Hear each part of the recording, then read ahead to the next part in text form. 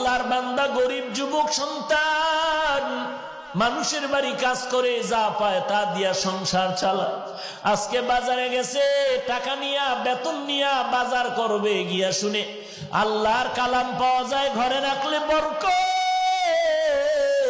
আল্লাহর কালাম কোথায়? বলে অমুক লাইব্রেরিতে যাও। গিয়া বলে ভাই এমন একটা কালাম আমি চিনি না, ঘরে রাখলে নাকি বরকত হয়। বলে হ্যাঁ। বলে না আমার একটা কালাম দেও।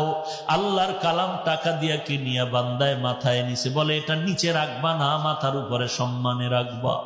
আল্লাহর বান্দা মূর্খ মানুষ, আল্লাহর কোরআন সম্পর্কে কোনো ধারণা নাই। এতটুকু জানছে এটা সম্মানের কিতাব, এটা নিচু জায়গায় রাখবা না। আল্লাহর বান্দা কোরআন মাথায় নিয়ে বাড়িতে রওনা। ঘরের দরজায় গিয়ে বলে রে বিবি মনে কষ্ট নিও না, আজকে বাজার আনি না, আল্লাহর কালাম নিয়ে এসেছি। জীবন ভর খানা খাইলাম, আজকে একটা রাত খানা খাবো না। ঘরের মধ্যে ঢুকিয়া আল্লাহর কোরআন রাখার মতো ভালো জায়গা নাই। বলে স্ত্রী এটা উঁচা জায়গায় রাখতে হবে, ছোট জায়গায় নিচে করা যাবে না। স্ত্রী বলে তুমি আমি গরিব, ভালো ঘর নাই, কোরআন রাখার ফিরাইয়া দাও তাড়াতাড়ি। বলে এই রাত্রে তো ফেরত দেওয়া যাবে না, যদি দিতে হয় তো কালকে সকালবেলা গিয়া ফেরত দিতে হবে। অন্তত আজকে রাত্রটা কোরআন নিয়ে আমাদের রাত কাটাতে হবে, তো কোথায় রাখবো? স্ত্রী পরামর্শ দেয় যেহেতু এটা বরকতের কালাম, অর্ধেক রাত্র মাথায় নিয়ে দাঁড়ায় থাকি, তুমি ঘুমায় যাও, আর বাকি অর্ধেক রাত্র আমি একটু রেস্টে যাব, তুমি মাথায় নিয়ে দাঁড়ায় রাত কাটাবা। স্ত্রীর পরামর্শ অনুযায়ী স্বামীও রাজি হয়ে গেল।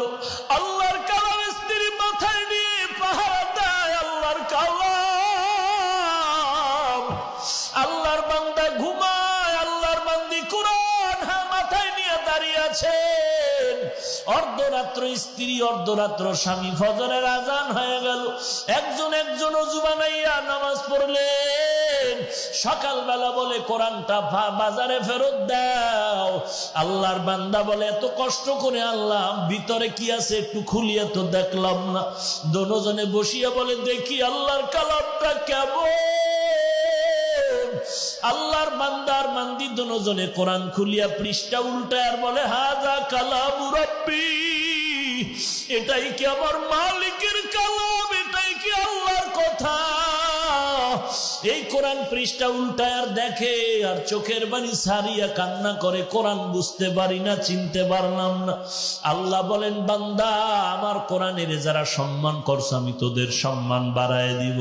দোনোজনে পৃষ্ঠা উল্টানোর পরে স্ত্রী স্বামীকে বলে কি বুঝলা? স্বামী স্ত্রীকে বলে তুমি কি বুঝলা? বলে জানি না, কেমন যেন পুরা কোরআন আমার মুখস্থ হয়ে গেছে। স্বামীও বলে আলহামদুলিল্লাহ আমারও পুরা কোরআন মুখস্থ হয়ে গেছে। ওরে আমার মাওলা যেটা বান্দা পারে না সেটা আমার আল্লাহ পারেন কি পারেন না?